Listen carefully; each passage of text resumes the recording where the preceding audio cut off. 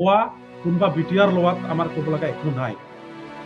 সবৰে ৰাইটছ আছে। ডেম'ক্ৰেচি চিষ্টেমত সবে নিজৰ অধিকাৰটো ল'বৰ কাৰণে বা পাবৰ কাৰণে সবৰে যোগ্য আছে। তথাপিওতো ইয়াত যিটো মানুহবিলাক আছে, বিভিন্ন জাতি ধৰ্ম মানে লোৱা মানুহবিলাক আছে, কমচে কম সিহঁতৰ লগত একবাৰ আলোচনা কৰিব লাগে। আজিলৈকে এক ৰাউণ্ডে আলোচনা হোৱা নাই, বস্তুটো নাই। যিটোৰ কাৰণে আমাকো চিন্তা লাগি আছে, চৰকাৰে কি অধিকাৰ দিছে কি দিয়া নাই। কোনোদিন আমাক আপচুৰ লগতো আলোচনা হোৱা নাই। আৰ আপচুৰ মানুহবিলাক কোনো আমাক চিনি নোপোৱা মানুহ নহয়। দীপেন বড়া নিজে আমাৰ এটা ডিষ্ট্ৰিক্টৰে মানুহ হয়। এইবিলাক বিষয়লৈ কোনোদিন আমাৰ লগত আলোচনা কৰা নাই। বস্তু আমাৰ লগত স্পষ্ট নাই, তেতিয়াহ'লে আমাৰ মানুহ নিশ্চয় ভয় কৰিব। এইটোৰ কাৰণে ইয়াৰ আদিবাসীবিলাক ভয় কৰি আছে। যেহেতু অলৰেডি BTCত থকা আমাৰ তাত আমাৰ 4টা টাৰ্মছ আমাৰ একটা এক্সপিৰিয়েঞ্চ আছে। আমি কি পাইছো কি নাপাইছো এইটোৰ কাৰণে আমি ক'ব খুজিম। যেহেতু চৰকাৰে যেতিয়ালৈকে আমাক স্পষ্ট কৰি নিদিয়ে, আৰু লাষ্ট যদি আমাৰ মাজত স্পষ্ট কৰি দিলে আমি ভাল পাম। কিন্তু তাৰ আগত যেহেতু আমাৰ এটা বহুত ডাঙৰ কনষ্টিটিউচনেল এটা ভয় আছে, আমাক প্ৰথমত আদিবাসীবিলাকক ST কৰাই দিয়ক, তাৰপিছত আপোনালোকে কাক কি দিয়ে আমাৰ একো ক'ব লগা নাই। অৰ্থত আমি অলৰেডি ট্ৰাইবেল হয় আৰু অসমো ভাৰত হয়, সেই হিচাপত আমাক ট্ৰাইবেল ঘোষণা কৰি দিয়ক। তাৰপাছত আপোনালোকে কি কৰিব খুজি আছে কি কৰিব খোজা নাই আমাৰ ক'ব লগা নাই। কিন্তু আমাৰ লগত উইদাউট আলোচনা কৰি পেলাই আপোনালোকে নিজে ববীয়াকে ওৱান সাইড ডিসিশন লৈ পেলাই যদি আগবাঢ়ে, তেতিয়াহ'লে তাৰ এগেইনষ্টত আমি অবভিয়াছলি আমি যাম। তাত কিন্তু আপোনালোকে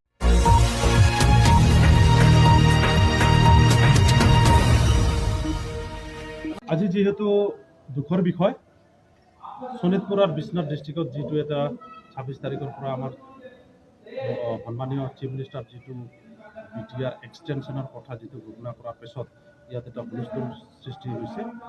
যেহেতু আমাৰ মানুহৰ মাজত এটা শংকা সৃষ্টি হৈছে যে আমাৰ মানুহৰ মাটিৰ অধিকাৰ থাকিব না নাথাকিব, ৰাজনীতিক অধিকাৰ থাকিব না নাথাকিব, বিজনেছ কৰা এটা সুযোগ পাব না নাপাব, এডুকেশ্যন লেভেলত আমাৰ শিক্ষাগতা প্ৰমোশনৰ কাৰণে আমাৰ শিক্ষাৰ অধিকাৰ প্লাছ শিক্ষাৰ স্কুল ইষ্টাব্লিছমেণ্ট বা স্কুলত আমাৰ এডমিনিষ্ট্ৰেশ্যন পাৱাৰটো থাকিব না নাই, সেইবিলাক বিভিন্ন ছাবজেক্ট লৈ পেলাই ইয়াৰ মানুহবিলাক, ইয়াৰ আদিবাসী থকাবিলাক মানে চিন্তাত পৰি গৈছে। আৰু ইয়াত মানে এটা শংকাৰ সৃষ্টি হৈ আছে, যোনটো নেকি চৰকাৰেও স্পষ্ট কৰা নাই। আৰু যিটো নেকি আজি কোনো এটা চৰকাৰৰ ব্ৰাঞ্চ বা চৰকাৰৰ কোনো লিংকেজ বা কোনো চৰকাৰৰ এটা লাইনৰ মানুহ তাত ইয়াত স্পষ্ট কৰি দিয়া নাই। যেহেতু এইটো দুখৰ বিষয় যে চৰকাৰে যেতিয়া আকৰ্ড কৰিলে তাৰ আগতে কমচে কম ইয়াৰ লোকেল মানুহ বা ইয়াৰ লোকেল বা ইয়াৰ ছ'চিয়েল অৰ্গেনাইজেশ্যনবিলাকৰ লগত আলোচনা কৰিব লাগিছিল, সেইবিলাক নকৰিলে। আৰু যিটো ছাৰ্ভে তেখেতসকলে কৰি পেলাই তাত জমা দিছে, সেই ছাৰ্ভেটো কোনো চৰকাৰী ছাৰ্ভে কৰি পেলাই ৰিপৰ্ট দিয়া নহয়। এইটো কোনোবা ইণ্ডিভিজুৱেল ছ'চাইটি যিটো ছাৰ্ভে কৰি পেলাই নাম লিষ্টবিলাক দিছে, গাঁৱৰ লিষ্টবিলাক দিছে, আৰু সেইমতে চৰকাৰে একচেপ্ট কেনেকৈ কৰিলে এইটো আমাক দুখ লগা কথা। BTR হোৱা কোনোবা BTR লোৱাত আমাৰ ক'ব লগা একো নাই। সবৰে ৰাইটছ আছে। ডেম'ক্ৰেচি চিষ্টেমত সবে নিজৰ অধিকাৰটো ল'বৰ কাৰণে বা পাবৰ কাৰণে সবৰে যোগ্য আছে। তথাপিওতো ইয়াত যিটো মানুহবিলাক আছে, বিভিন্ন জাতি ধৰ্ম মানে লোৱা মানুহবিলাক আছে, কমচে কম সিহঁতৰ লগত একবাৰ আলোচনাটো হ'ব লাগিছিল। আজিলৈকে এক ৰাউণ্ডে আলোচনা হোৱা নাই। এতিয়া সব বস্তু ঘোষণা কৰাৰ পিছত, সব বস্তু ঠিক কৰাৰ পিছত ক'ব খোজে যে এতিয়া আমি আলোচনা কৰিম। কি বুলি আলোচনা কৰিম এতিয়ালৈকেতো ক্লিয়াৰ নাই। সিহঁতৰ কি বুলি বুজাব? না পইচা দি পেলাই বুজাব, না কিবা পদ দি পেলাই ঠকাব খুজিছে, না কি কৰি পেলাই ঠকাব খুজিছে, না ইয়াৰ মানুহবিলাকক খেদি পেলাই তেখেতসকলে শান্তি ইষ্টাব্লিছমেণ্ট কৰিব খুজি আছে। এইটোতো মানুহৰ শংকা হৈছে। আৰু আজিও আমি সদৌ আদিবাসী ছাত্ৰ সন্থাৰ ৰিপ্ৰেজেণ্টেটিভ প্ৰেচিডেণ্ট ছেক্ৰেটাৰী হোৱাৰ নাতে আমিতো এইখিনি বস্তু আমি ক'বই লাগিব যে জাতিৰ এটা শংকা হৈ আছে, ইয়াত স্পষ্ট বোলা বস্তুটো নাই। এইটোৰ কাৰণে আমাকো চিন্তা লাগি আছে, চৰকাৰে কি অধিকাৰ দিছে কি দিয়া নাই। কোনোদিন আমাক আপচুৰ লগতো আলোচনা হোৱা নাই। আৰ আপচুৰ মানুহবিলাক কোনো আমাক চিনি নোপোৱা মানুহ নহয়। দীপেন বড়া নিজে আমাৰ এটা ডিষ্ট্ৰিক্টৰে মানুহ হয়। এইবিলাক বিষয়লৈ কোনোদিন আমাৰ লগত আলোচনা কৰা নাই। ইয়াত আমাক সন্দেহ লাগে দীপেন বড়াও আমাক ঠকাই আছে নেকি। আর দীপেন বড়াই নিশ্চয় নিজৰ জাতিৰ কাৰণে কাম কৰিব, তাৰো ৰাইটছ আছে। তথাপিওতো আমি যিটো এটা ষ্টেটৰ মানুহ হয়, এটা জাগাৰ মানুহ হয়, এটা চিটিজেনশ্বিপ লৈ পেলাই আমি জীয়াই আছো, হিচাপত আমাৰ লগত ব্ৰাদাৰ হিচাপততো আলোচনা কৰিব লাগিছিল। তেখেতে বিগ ব্ৰাদাৰ হয়, হিচাপত আমাৰ লগত আলোচনা কৰাত কিয় ভয় কৰে? তেখেতে বিগ ব্ৰাদাৰ হৈ পেলাই আমি সৰু ভাই হৈ পেলাই আমাৰ লগত আহি পেলাই আলোচনা কৰিব লাগিছে। ভাল বোলা বস্তুটো আমি ভালেই ক'ম, বেয়াটো বেয়াই ক'ম, কিন্তু এতিয়াওতো আমি স্পষ্ট কি বুলি ক'ম। আমি বিটিআৰ ভাল বুলি ক'ম না বিটিআৰ বেয়া বুলি ক'ম, কাৰণ যিটো আমি তেওঁলোকে স্পষ্ট নাই, আমি এতিয়া বেয়াই বুলি ক'ব লাগিব, কাৰণ তাৰ বিষয়ে একোৱেই নাজানো। কাৰণ ইয়াত বিটিআৰ যিটো এক্সটেনশ্যন হৈছে, ক'ৰলৈকে হ'ব, কি হ'ব, ৰাজনীতিক পাৱাৰ কি থাকিব, আদিবাসীৰ কাৰণে কি আছে কি নাই, একো বস্তু আমাৰ লগত স্পষ্ট নাই। তেতিয়াহ'লে আমাৰ মানুহ নিশ্চয় ভয় কৰিব। সেইটোৰ কাৰণে ইয়াৰ আদিবাসীবিলাক ভয় কৰি আছে। যেহেতু অলৰেডি BTCত থকা আমাৰ তাত আমাৰ 4টা টাৰ্মছ আমাৰ একটা এক্সপিৰিয়েঞ্চ আছে। আমি কি পাইছোঁ কি নাপাইছোঁ, তাত যে আমি কি পাইছোঁ এতিয়ালৈকে আমাৰ স্পষ্ট আছে।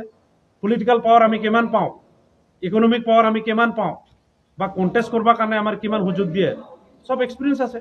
গতিকে ইয়াত যে পাব সেইটো কোনো গেৰেণ্টি দিব নোৱাৰে। গতিকে সেইটোৰ কাৰণে আমি ক'ব খুজিম, যেহেতু চৰকাৰে যেতিয়ালৈকে আমাক স্পষ্ট কৰি নিদিয়ে, আৰু লাষ্ট যদি আমাৰ মাজত স্পষ্ট কৰি দিলে আমি ভাল পাম।